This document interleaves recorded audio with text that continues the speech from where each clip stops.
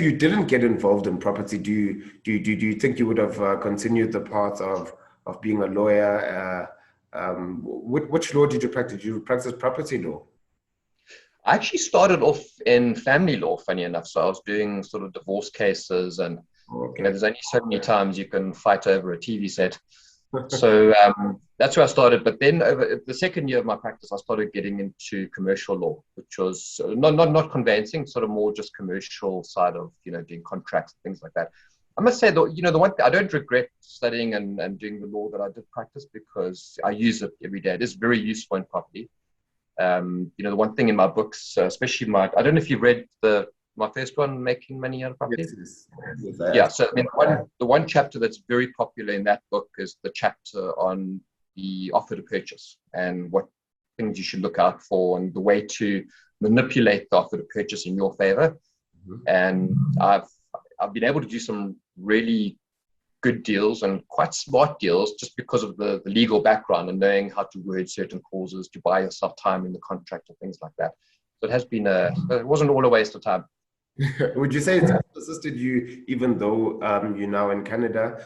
Is the law not maybe different, or are the fundamentals like kind of similar, the same? The one thing I was terrified when I first arrived here, because I kind of thought, what am I doing? I mean, I'm in South Africa. I know a little bit. I can put deals together. I know the market. I know the legal side of things. I've got contacts. And then coming here and sort of starting from scratch, like knowing absolutely no one. But the one thing I learned pretty quickly is that the one thing that's quite nice about property is the fact that the skills are incredibly transferable. I found the process of buying property here and investing, it was almost exactly the same steps and process that I did in Cape Town. And I will say this about South Africans, a lot of the South Africans that live here, they tend to do quite well for themselves. And I don't know what it is about South Africa. We seem to be quite entrepreneurial. South Africans we hard workers. We're very conscientious. We take responsibility. We do things well. Yeah. And I think that has really sort of stood in my stead. And I think a lot of Canadians are quite blown away. A lot of Canadians will maybe own one property in their lifetime. I've been here 8 years. I've done 6 deals. They can't believe it. Like, oh, you're so brave. But for me, once again, it's just, once the fundamentals are right, then you hit the go button. I mean, there's always certain fundamentals. You hit the go button. You take the risk, calculated risk, and the rewards are there. And I'd say, even on the legal side, the contracts are very similar. Canada's got English law. South Africa had an English law basis for the commercial side of property for contracts.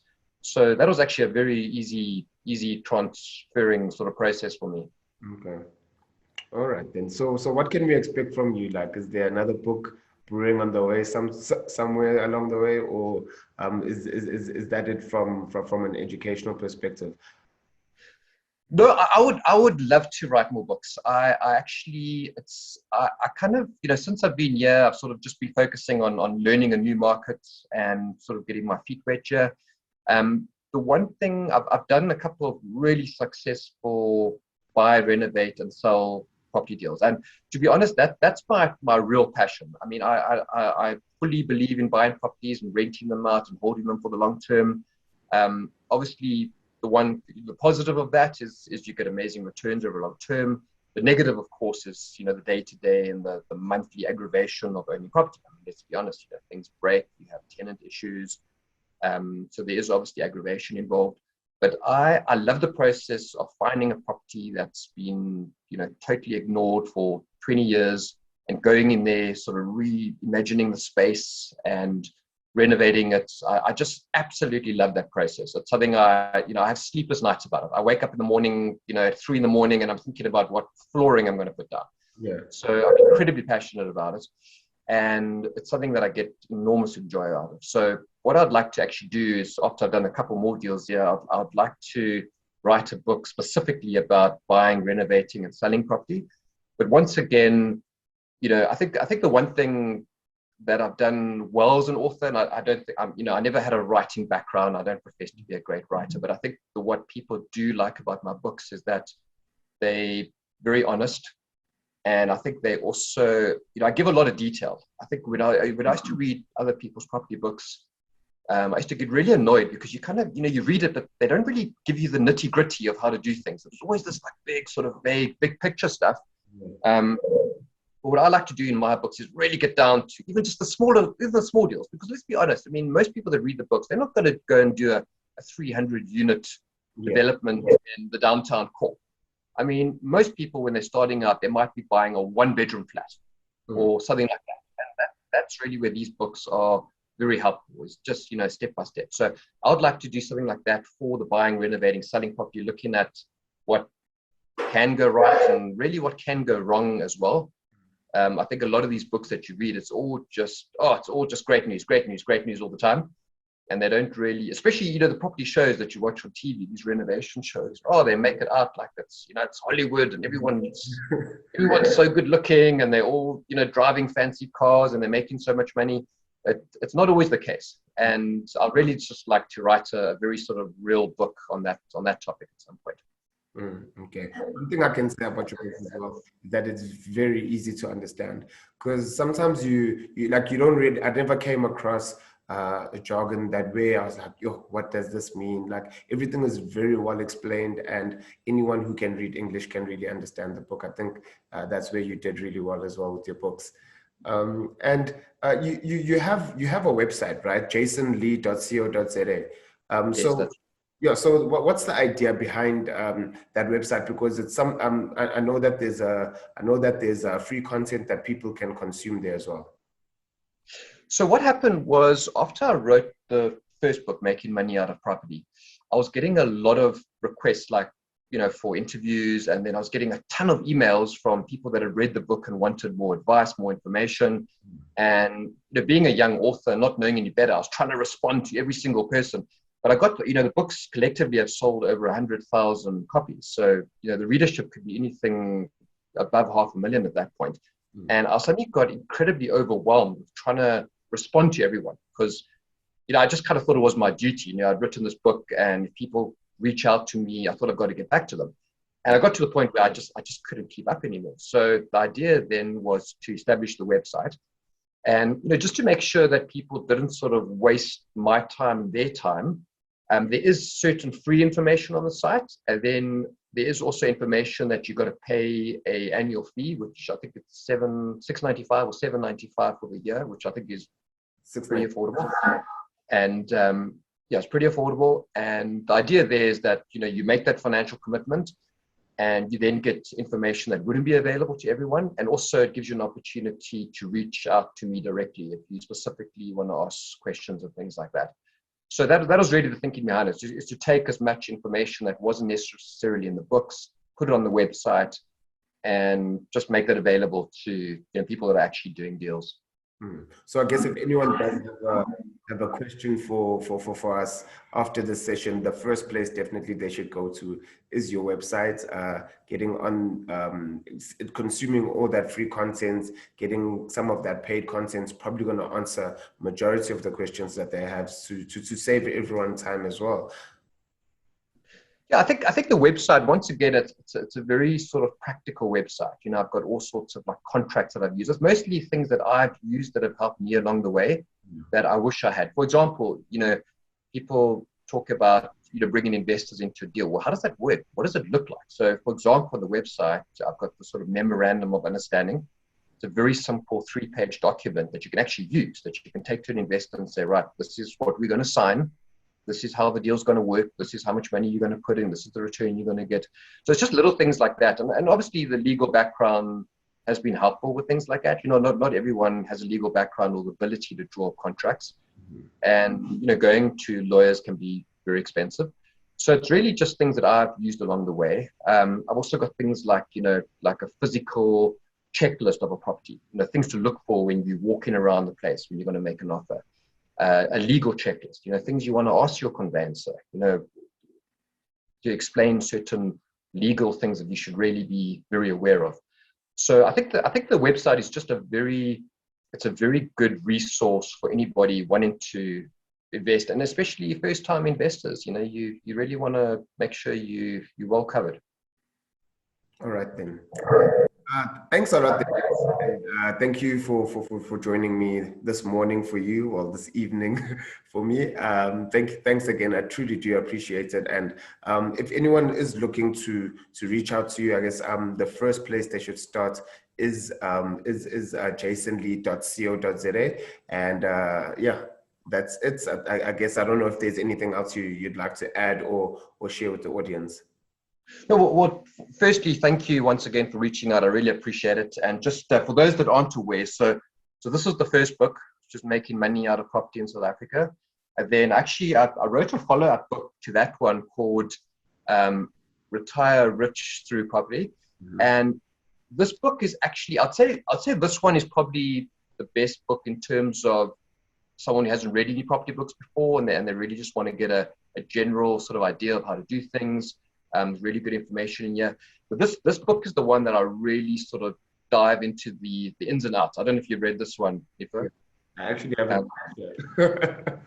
So this one is actually, geez, I think I've lost a bit of weight since those days. This one is actually one that I really go into very detailed explanations on property investing. So I think it's a good read once you sort of start doing more intricate deals.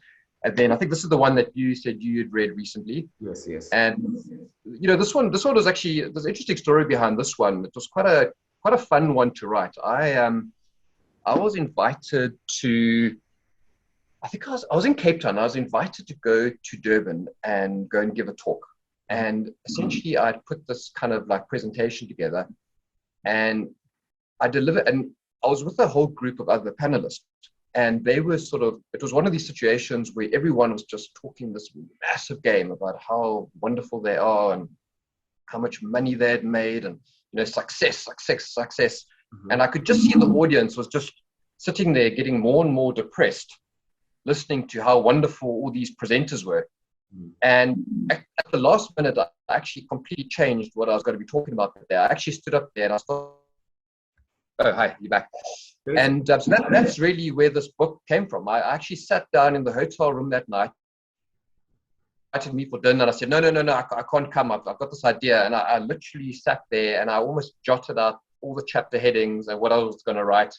And I got back and I got that book out in record time, because it was just I was just so inspired at the time to get it out. So I think you enjoyed reading it. It was quite a fun book.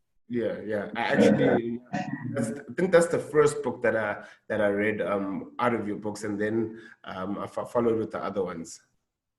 Okay, which one would you say has been the most helpful? I think that one, the one for making money in South Africa, because that's when that was the second book that I read, and I was just getting started in property, and I just made a horrible mistake with my first investments. I actually overpaid for the property and struggled to find a tenant, and then eventually found a tenant, and then the tenant just up and left, and I had an agent for me. It was a disaster. I didn't know how to pay those holding costs, because I was renting somewhere. Now I have to pay the bond here as well, and so it was a bit of an experience for me. I think after I read those two books, that's when I really started trying to learn as much as I could about property, because I realized that I understand the fundamentals of buy a property and rent it out, but there's so much more that is involved in the process, and in understanding and in growing a property portfolio. So how did you resolve that issue? Eventually, luckily for me, the property is in a good area, so rentals just kept going up, and then I actually took over the property and managed it myself. I ran a few Facebook ads to get a tenant. I got a tenant, and just fortunately for me, the rentals were increasing in the area, so I was able to increase rentals as well, and then I was able to break even with my holding costs. Good for you. Yeah. And it's amazing that you had an experience like that and you're still interested to learn more and do more deals. A lot of people have an experience like that and immediately they're, no, property's not for me. I don't want to do this anymore. Yeah. So well done for sticking at it. And, you probably find that as horrible as that experience was, it's probably the best thing that could have happened to you, because you've learned lessons now that you can take into the rest of your investing life. Yeah. That's one thing that I definitely learned, that investing in something, you need to understand exactly what it is that you're investing in, and not understanding it at a high level, but also understanding it at a deeper level, so that whenever you do make mistakes, whenever you don't get the numbers, the returns that you're expecting, that you can understand and you can actually learn from it. And because now I know definitely, whenever I go view a property, I'm never gonna just look at the property and pay asking price without even trying to negotiate based on facts, based on maybe if there's any repairs that are needed, or something of that nature. Before then, I just went in straight, asking price, signed on the dotted line immediately, with absolutely no knowledge of what this property is even going to rent out for. I've got another one of my mentors. His favorite line is patience, patience, patience. And when I first started out, I was like one of these raging bulls. Like I just wanted to get the deal done in record time, and everything had to be done like straight away and on the minute. And as I've got older, I've just learned to just slow things down a little bit. In terms of you offer on the property, if they don't come back straight away, I go quiet. I don't sort of start pestering them over and over again. Let them come back to you. Yeah. That's what I find. And the same thing when you're selling. If someone offers you a price that is low for the property and you want a higher price, I just ignore it. Obviously I'm in a different position now where I can do that. But it's a key thing that I wish I'd known when I was a bit younger. That just sometimes patience is one of the best ways to do a good deal. Mm-hmm. All right.